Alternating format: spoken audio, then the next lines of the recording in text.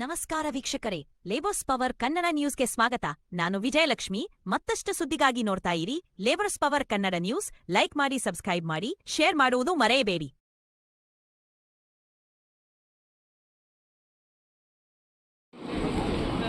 ಕರ್ನಾಟಕ ರಾಜ್ಯ ರೈತ ಸಂಘಕ್ಕೆ ಸೈನ್ಯಗೆ ಬೇಕೇ ಬೇಕು ನ್ಯಾಯ, ಬೇಕು ಬೇಕೇ ಬೇಕು ನ್ಯಾಯ, ಬೇಕು ಯಾತಕ್ಕಾಗಿ ಹೋರಾಟ, ನ್ಯಾಯಕ್ಕಾಗಿ ಹೋರಾಟ.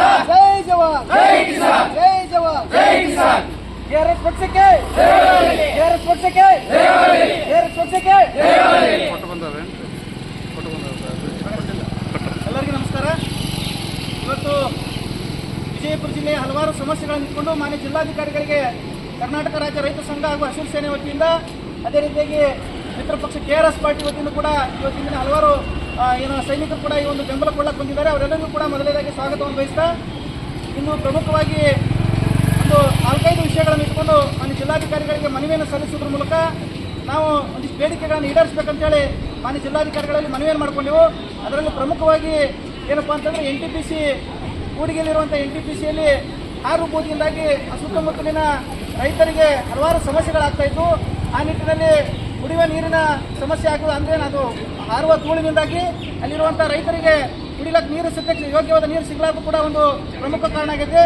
ಅದೇ ರೀತಿಯಾಗಿ ಆ ಒಂದು ಹಾರು ಬೂದಿಯಿಂದಾಗಿ ಸುತ್ತಮುತ್ತಲಿನ ಬೆಳೆಗಳ ಮೇಲೆ ಕೂಡ ಬೂದಿ ಕುಂತು ಇಳುವರಿ ಕಡಿಮೆಯಾಗಿ ಸಾಕಷ್ಟು ನಷ್ಟ ಅನುಭವಿಸುತ್ತಿರುವ ಕುರಿತು ಮಾನ್ಯ ಜಿಲ್ಲಾಧಿಕಾರಿಗಳ ಗಮನಕ್ಕೆ ತಂದು ಆ ಬೂದಿಯನ್ನು ಯಾವುದೇ ಕಾರಣಕ್ಕೂ ಹೊರಗಡೆ ಹಾರಲಾರ್ದಂಗ ಅವ್ರು ಮುಂಜಾಗ್ರತಾ ಕ್ರಮವನ್ನು ಕೈಗೊಳ್ಳಬೇಕಂತೇಳಿ ಒಂದು ಆಗ್ರಹ ಮಾಡಿದೆವು. ಅದೇ ರೀತಿಯಾಗಿ ಅಲ್ಲಿ ಭೂಮಿಯನ್ನು ಕಳೆದುಕೊಂಡಂಥ ರೈತರ ಮಕ್ಕಳಿಗೆ ಅಲ್ಲಿ ಏನಾದ ಕೆಲಸ ಕೊಡಬೇಕು, ನೀವು ಅಧಿಕೃತವಾಗಿ ಕೆಲಸವನ್ನು ಕೊಡ್ರಿ ಅಂತ ಕೂಡ ಒಂದು ಬೇಡಿಕೆಯನ್ನು ಇಟ್ಟೆವು. ಇನ್ನು ಅಲ್ಲಿ ಕೆಲಸ ಮಾಡುವಂಥವರಿಗೆ ಕಾರ್ಮಿಕರಿಗೆ ಯೋಗ್ಯವಾದಂಥ ಶುದ್ಧವಾದ ಕುಡಿಯುವ ನೀರು ಹಾಗೂ ಮೂಲಭೂತ ಸೌಕರ್ಯಗಳನ್ನು ಒದಗಿಸಿರಿ ಅಂತೇಳಿ ಪ್ರಮುಖವಾಗಿ ಕೂಡಿಗೆ NTPCಗೆ ಸಂಬಂಧಪಟ್ಟಂತೆ ನಾವು ಏನಾದರೂ ಕೇಳ್ಕೊಂಡೆವು. ಇನ್ನು ಎರಡನೇ ವಿಷಯ ಏನಪ್ಪ ಅಂತಂದ್ರೆ, ವಿಜಯಪುರ ಜಿಲ್ಲೆಯಲ್ಲಿ ಈಗಾಗಲೇ ಕಳೆದ ವರ್ಷ 46 ಡಿಗ್ರಿ ಸೆಲ್ಸಿಯಸ್ ಬಿಸಿಲಿತ್ತು. ಈ ವರ್ಷ ಇನ್ನೂ ಬೇಸಿಗೆನೇ ಮುಂದಿದೆ, ಈಗಾಗಲೇ 40 ನಡೀತಾ ಇದೆ. ಅದಕ್ಕೆ ಈ ಭಾಗದಲ್ಲಿ ಹಲವಾರು ತಾಲೂಕುಗಳಲ್ಲಿ ಕುಡಿಯುವ ನೀರಿಗೆ ಕೂಡ ಸಮಸ್ಯೆ ಆಗಿರೋದ್ರಿಂದ ಆದಷ್ಟು ಬೇಗನೆ ಕುಡಿಯುವ ನೀರಿನ ವ್ಯವಸ್ಥೆಯನ್ನು ಮಾಡಿ ಅಂತೇಳಿ ನಾವು ಏನಾದರೂ ಆಗ್ರಹ ಮಾಡಿದೆವು. ಅದರಲ್ಲಿ ಪ್ರಮುಖವಾಗಿ ಚರ್ಚಿನ ಭಾಗದ ಕೊನೆಯ ಹಳ್ಳಿಯ ರೈತರಿಗೆ ಕೂಡ ನಮ್ಮ ಜಿಲ್ಲಾಧಿಕಾರಿಗಳು ವಿಶೇಷ ಗಮನ ಹರಿಸಿ 1 TMC ವಿಶೇಷವಾದಂಥ ಕುಡಿಯುವ ನೀರಿನ ಬೆಳಗಾವದ RC ಅವರ ಮೂಲಕ ಪರ್ಮಿಷನ್ ತಗೊಂಡು ಈಗಾಗಲೇ ಬಿಟ್ಟಿದ್ದಾರೆ. ಅಲ್ಲಿ ಹಲವಾರು ಕೆರೆಗಳು ಆಮೇಲೆ ಹಳ್ಳಗಳು ಬತ್ತಿ ಹೋಗ್ಯಾವ. ಅದನ್ನು ಕೂಡ ಮಾನ್ಯ ಜಿಲ್ಲಾಧಿಕಾರಿಗಳ ಗಮನ ಹರಿಸಬೇಕು.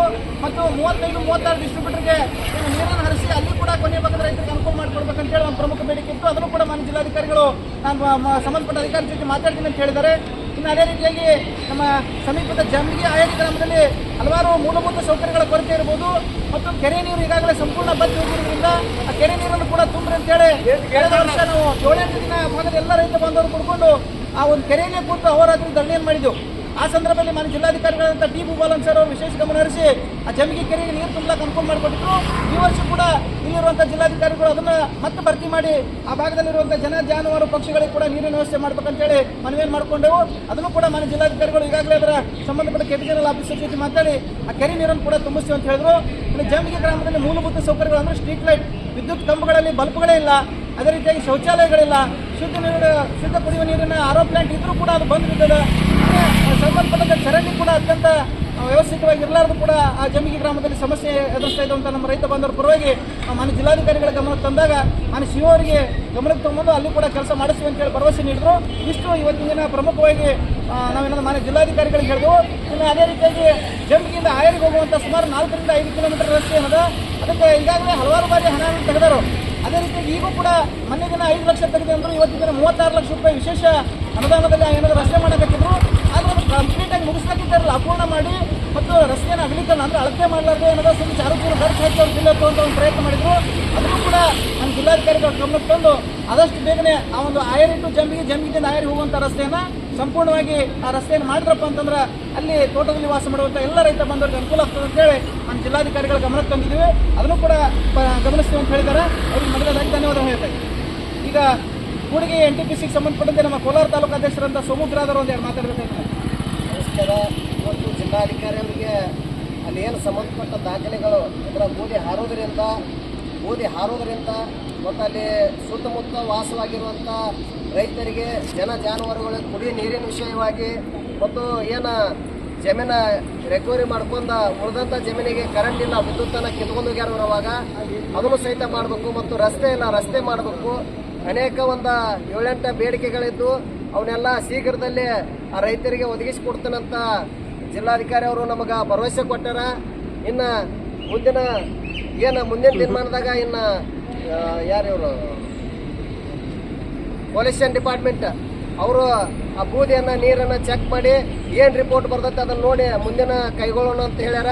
ಅದಕ್ಕಾಗಿ ಜಿಲ್ಲಾಧಿಕಾರಿ ಅವರಿಗೆ ಈಗ ಮನೆ ಹಿಡ್ದ ನಮಗೆ ಸಾಥ್ ಕೊಟ್ಟು ಅಲ್ಲಿ ಮಾಡುವಂಥ ಕೆಲಸಗಳನ್ನ NTPC ಬಂದ್ ಮಾಡಿಸಿದ್ರು.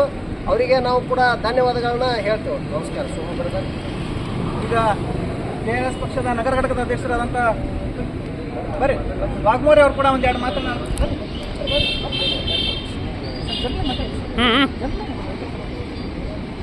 ನಮಸ್ಕಾರ ಬಂಧುಗಳೇ, ನಾನು ವಿಕ್ರಮ್ ವಾಘ್ಮೋರೆ, ವಿಜಯಪುರ ನಗರಾಧ್ಯಕ್ಷ. ಇವತ್ತು ರೈತರು ಏನು ಇವತ್ತು ಈ ಹೋರಾಟವನ್ನು ಕೈಗೊಂಡಿದ್ದಾರಲ್ಲ, ನೀರಿನ ಬಗ್ಗೆ ಆಗಿರ್ಬೋದು, ಆ ಫ್ಯಾಕ್ಟ್ರಿಗೆ ಸಂಬಂಧಪಟ್ಟ ಆಗಿರ್ಬೋದು, ಆಗಿರ್ಬೋದು, ಈ ಸಂಬಂಧಪಟ್ಟ ಹಾಗೆಯೇ DC ಅವರಿಗೆ ನಾವು ಈಗಾಗಲೇ ಮನವಿ ಕೊಟ್ಟಿದ್ದೀವಿ. ನಾವು ಯಾವಾಗಲೂ ರೈತರ ಪರವಾಗಿದ್ದು ಮತ್ತು ರೈತರನ್ನು ಎನಿ ಟೈಮ್ ಈಗ ಹಿಂದೆ ಏನು ನಾವು ಸೂಚಿಸಿದ್ರೆ ಮುಂದೆ ಯಾವಾಗಾದ್ರೂ ನಾವು ಒಂದು ಫೋನ್ ಹಚ್ಚಿ ಬರ್ರಿ ನಮ್ಮ ಒಂದು ಹೋರಾಟಕ್ಕೆ ಬೆಂಬಲ ಕೊಟ್ಟಿದ ತಕ್ಷಣ ನಾವು ಬರ್ತೀವಿ, ಕೈ ಜೋಡಿಸ್ತೀವಿ. ಮತ್ತು ರೈತರ ಕಷ್ಟ ಅಂತಂದ್ರೆ ಅದು ನಮ್ಮ ಕಷ್ಟ, ಅವ್ರು ಅನ್ನ ಕೊಟ್ಟನೆ ಈ ದೇಶಕ್ಕೆ ಅನ್ನ ಇವತ್ತು. ಹಾಗಾಗಿ ನಾವು ರೈತರನ್ನ ಯಾವತ್ತೂ ಬೆಂಬಲ ಕೊಡ್ತೀವಿ ಅಂತ ನಾವು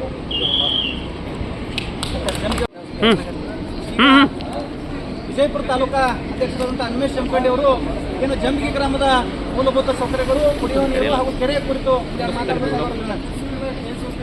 ವಿಜಯಪುರ ತಾಲೂಕಾ ಅಧ್ಯಕ್ಷ ಅನ್ಮೇಶ್ ಜಮಖಂಡಿ. ಈಗಾಗಲೇ ನಮ್ಮ ಕೆರೆಗೆ ಬರ್ತಕ್ಕಂಥ ನೀರು ಕೆನಾಲ ಈಗಾಗಲೇ ಹಿಂದೊಂದು ತಿಂಗಳಿಂದ ನೀರು ಬಿಟ್ಟಿದ್ರು. ಆವಾಗೂ ನಮ್ಮ ಕೆರೆಗೆ ನೀರು ಬಿಟ್ಟಿಲ್ಲ. ಅಲ್ಲಿ ಹಿಂದೆ ಕೆನಾಲ್ಗಳನ್ನು ಒಡೆದು ತೆಗೆದುಕೊಳ್ತಾ ಇದ್ದಾರೆ ರೈತರು. ಮತ್ತೆ ಈಗೂ ಸಹಿತ ಕೆನಾಲ್ಗೆ ನೀರು ಬಿಟ್ಟು ನಮ್ಮ ಕೆರೆ ಒಳಗೆ ಏನೂ ನೀರಿಲ್ಲ. ಅದಕ್ಕೆ ಕೆರೆಯನ್ನು ತುಂಬಬೇಕಂತೇಳಿ ನಾವು ಈಗಾಗಲೇ DC ಅವರಿಗೆ ಒಂದು ಮನವಿ ಕೊಟ್ಟಿದ್ವಿ. ಅದೇ ರೀತಿಯಾಗಿ ಜಂಬಿಗಿಂದ ಆಯೇರಿ ಹಳೆ ರಸ್ತೆ ಇದೆ.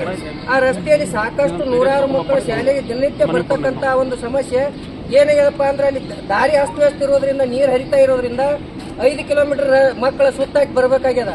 ಅಂತ ಒಂದು ಅನಾವಶ್ಯಕ ಕಾರಣ ನಾವು ಸಾಕಷ್ಟು ಸರಿ ಮನವಿ ಕೊಟ್ಟಾಗ ದಾರಿಯನ್ನ 5 ಲಕ್ಷ ರೂಪಾಯಿ ಕೆಲಸ ಮಾಡ್ತೀವಿ ಇಟ್ಕೊಂಡು 1.5 ಲಕ್ಷ ರೂಪಾಯಿ ಕೆಲಸ ಮಾಡಿ ಉಳಿದಂತ ಹಣವನ್ನು ಎತ್ಕೊಂಡು ಹೋಗಿದಾರ.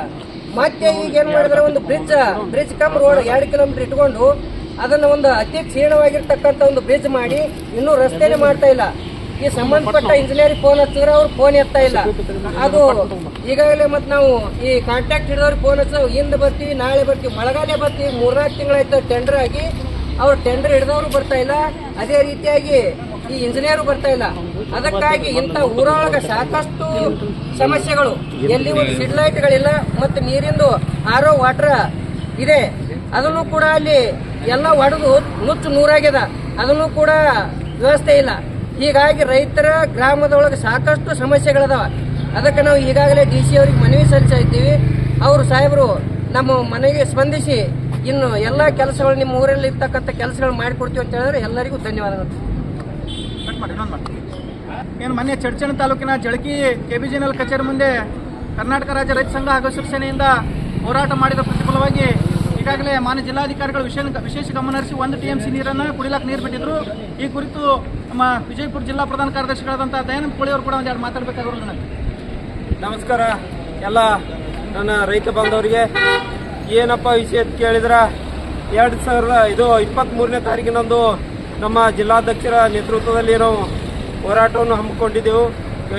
ಏನಕ್ಕೆ ಹಮ್ಮಿಕೊಂಡಿದ್ದೇವಪ್ಪ ಅಂದರೆ ನಮಗೆ 35-36 ಕೆನಲ್ಗೆ ಡಿಸ್ಟ್ರಿಬ್ಯೂಟರ್ ನಂಬರ್ಗೆ ನೀರು ಕೊಡುವ ಕುರಿತು ಮತ್ತು 46 KL-ವರೆಗೆ ನೀರು ಹರಿಸಲಿ ಅಂತೇಳಿ ನಾವೇನು ನಮ್ಮ ಅಧ್ಯಕ್ಷರ ನೇತೃತ್ವದಲ್ಲಿ ಹೋರಾಟವನ್ನು ಮಾಡಿದ್ವಿ. ಆ ಹೋರಾಟಕ್ಕೆ ಮಾಡಲು ಅಧಿಕಾರಿಗಳು ನೀರನ್ನು ಕೂಡ ಕೊಟ್ಟಿದ್ದಾರೆ. ಅದು ನಮಗೆ ಸಂತೋಷದ ವಿಚಾರ. ಮತ್ತು ಇನ್ನೂ ಎಲ್ಲ KL-ಗೆ ನೀರು ಮುಟ್ಟಿದೆ. 35-36 ಡಿಸ್ಟ್ರಿಬ್ಯೂಟರ್ಗೆ ನಂಬರ್ ನೀರು ಬಿಡಬೇಕಂತೇಳಿ ಮಾನ್ಯ ಜಿಲ್ಲಾಧಿಕಾರಿಗಳಲ್ಲಿ ನಾನು ವಿನಂತಿಸಿಕೊಳ್ಳುತ್ತೇನೆ. ನಮಸ್ಕಾರ. ನಾನು ದಯಾನಂದ.